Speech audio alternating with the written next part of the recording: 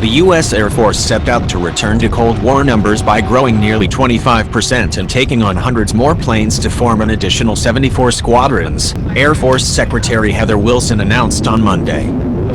The U.S. Air Force, which typically acquires aircraft only after long vetting and bidding processes, will attempt the radical change in short order to fulfill President Donald Trump's vision of a bigger military to take on Russia and China.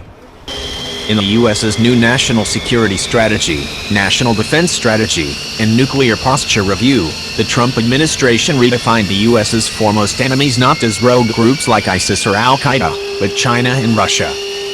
While the U.S. has fought counterinsurgencies against small terror groups and non-state actors non-stop since September 11, 2001, the resurgence of an aggressive Russian war in Ukraine and Syria, and the emergence of China now unilaterally attempting to dominate the South China Sea, has renewed the U.S. military's focus on winning massive wars. The U.S. Navy has announced similar plans to grow its fleet size by nearly a third and shift tactics to better challenge Russia and China. But now the Air Force plans to grow in all directions at once, with more space, cyber warfare, logistical support, drones, tankers, and combat aviation all at once. This chart shows how many new squadrons the Air Force wants and how they'll be distributed. The Air Force announced a goal of 386 squadrons, up from 312. Depending on the airframe, a squadron can have 8-24 planes.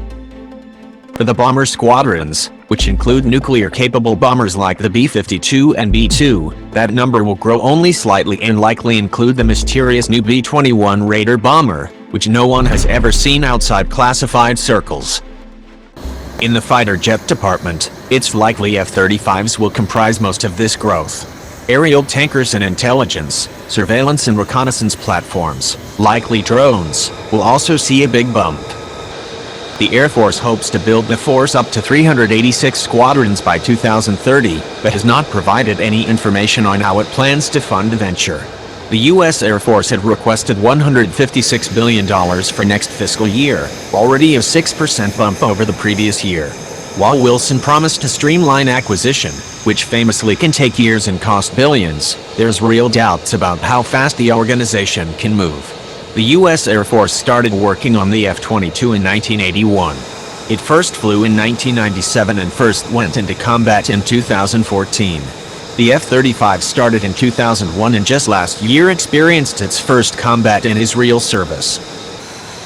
Additionally, the move would require the Air Force to bring on about 40,000 new people at a time when the force has a near-crippling problem with retaining top talent.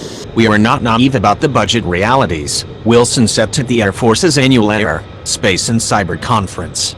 At the same time, we think we owe our countrymen an honest answer on what is required to protect the vital, national interests of this country under the strategy we have been given, and so we believe this is, if not the perfect answer, it is an honest answer to that question: what is the Air Force we need? Currently, China's military is in the midst of building up a tremendous air force and navy while also threatening some of the U.S.'s core interests and most promising technologies. The biggest U.S. Air Force defense projects involve stealth aircraft, like the B-21 and F-35. As of yet unpublished research on China's military reviewed by Business Insider found Chinese fighter aircraft now number around 1,610 compared to about 1,960 as fighters. China has made strides towards quantum radars designed to negate the U.S. stealth advantage as well as a stealth fighter of its own, the J-20.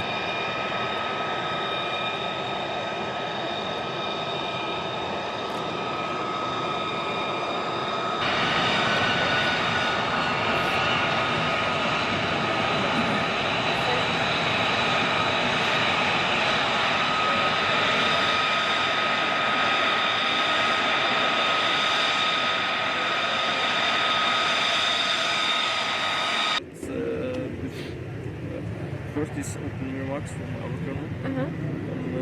Then our colonel. Then your colonel.